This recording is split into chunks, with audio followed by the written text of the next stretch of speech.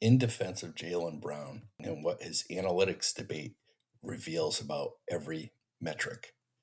Thank you for listening to Net Wins. Net Wins can be accessed at netwins.substack.com. Most advanced metrics rate Brown as average to poor. Net Wins ranked him 7th in the league this past year at 9.6. Both can be simultaneously true, and understanding why it tells you more about how to evaluate basketball players than any single number ever will. Jaylen Brown's one of the most analytically contested players in basketball. His turnover rate is high. His usage relative to his efficiency is a recurring criticism. His on-off numbers in Boston are often negative. The team's performance margins shrink when he plays compared to when he sits. He ranks first in this newsletter's Ball Hog Index, which can be accessed once again through netwins.substack.com. It's a companion piece. By most public advanced metrics, he grades out as an average to slightly below player. Net wins ranked him 7th in the league at 9.6 net wins. Both of those things are true at once. Working through why reveals something important about what any metric is actually measuring and what question you need to ask before you pick which one to use. There's a linear weights problem. Let's start with the most direct comparison. In 25-26, Kawhi Leonard posted a player net total of 1,730. Jaylen Brown posted 1,626. The net total is the points and the rebounds, assists, blocks, and steals, minus missed field goals, minus missed free throws, minus turnovers, minus personal fouls. It's the raw box score sum that net wins is built on. By linear weights, Kawhi contributed more. His raw output was higher. But Kawhi's Clippers won 42 games. Brown's Celtics won 56. Net win says Brown was the better player that season. The formula's reasoning: Brown's 1,626 net total contributed to a 56-win environment. Those 56 wins were accumulated against the actual schedule of opponents Boston faced. Playoff teams, contenders, the best rosters in basketball. Kawhi's larger output contributed to 42 wins on a team that faced easier aggregate competition because it finished lower in the standings. The same statistical production means more when your team wins more, not because the formula arbitrarily rewards winning, but because the player's contribution is measured against what winning in that context actually required. Winning 56 games in the Eastern Conference is harder than winning 42, and the players who helped accumulate those wins deserve credit proportional to how difficult the wins were. This is the foundational disagreement between net wins and linear weight systems.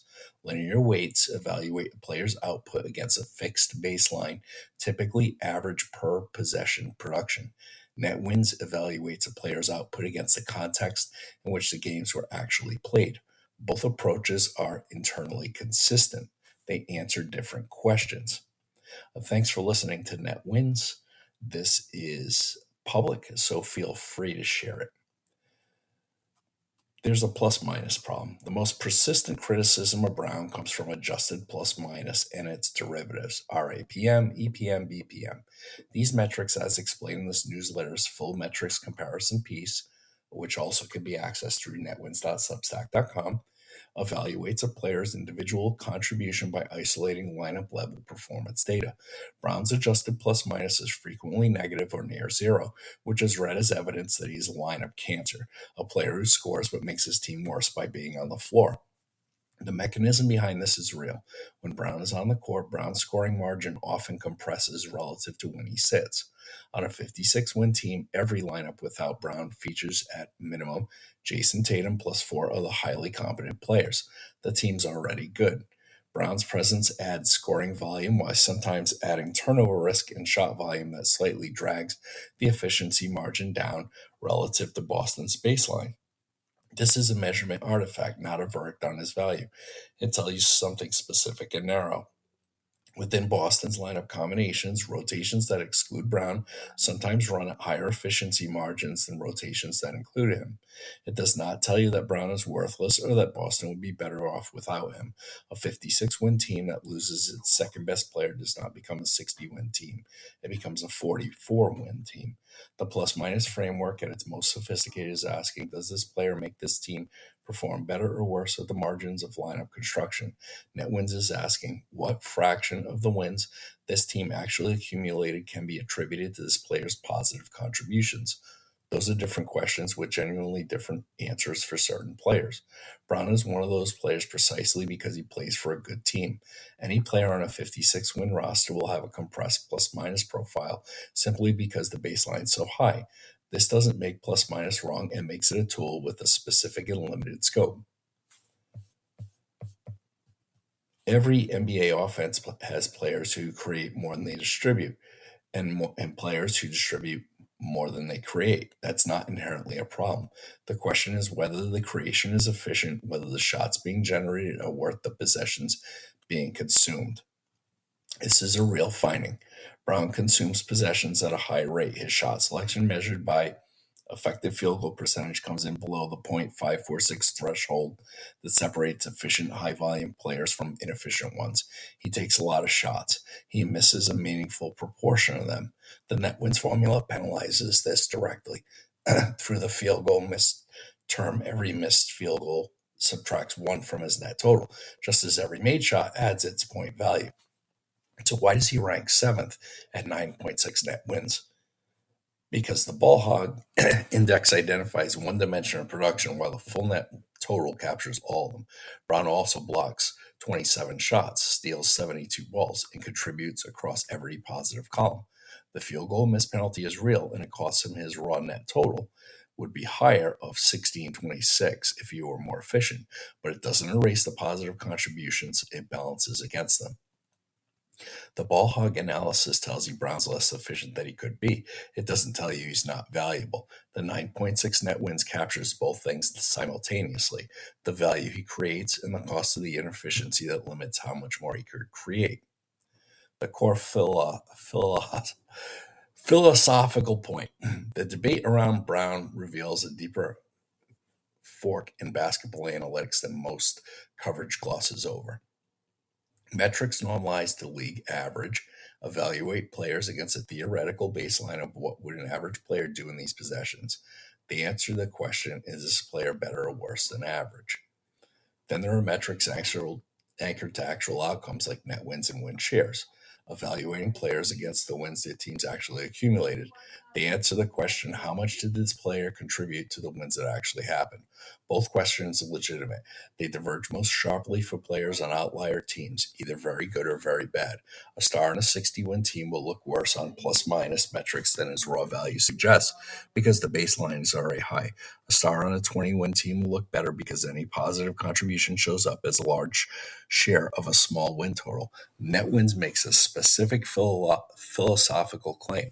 A player's contribution to winning is the most important thing, and that contribution should be measured in the environment where the player actually played against his actual opponents on his actual team, producing his actual results.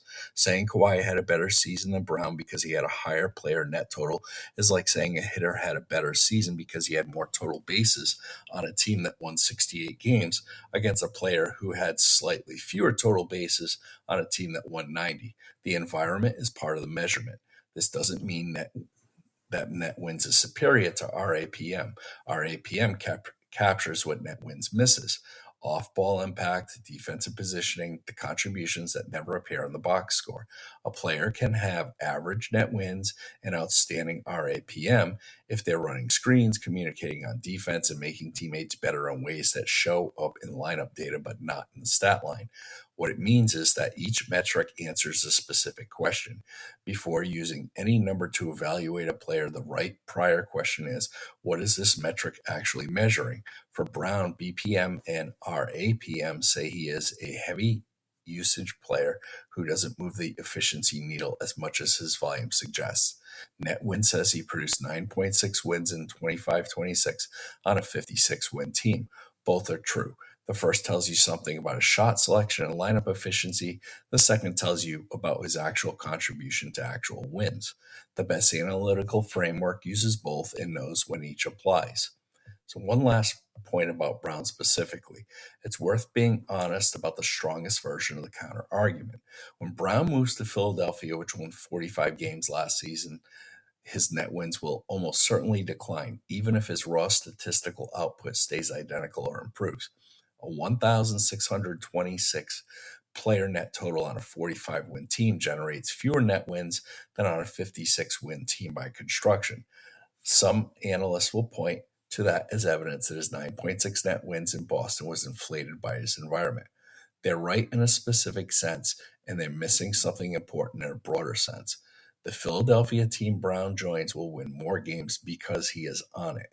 Those additional wins above 45 Philadelphia won without him will be reflected in his net wins. His contribution to the team's wins will be measured against the team he actually plays for, including the games where his defense, scoring, and presence helped them win games they would have lost without him. That's what the formula is designed to capture. The concern about team context is real and shouldn't be dismissed, but it runs both ways. The same player on a worse team produces lower net wins, not because he got worse, but because the wins are fewer and harder to share. Net wins doesn't claim to be team context independent. It claims to measure actual contribution to actual wins, which is inherently team dependent. Whether that's the right question to ask or whether you'd rather ask the team independent question that RAPM answers depends on what you're trying to understand. This newsletter believes both questions matter and that the most important one for evaluating a player's actual impact on basketball games is the one net wins answers. The net wins formula and all written content are original works. All rights are reserved. I appreciate you listening and thank you for your time.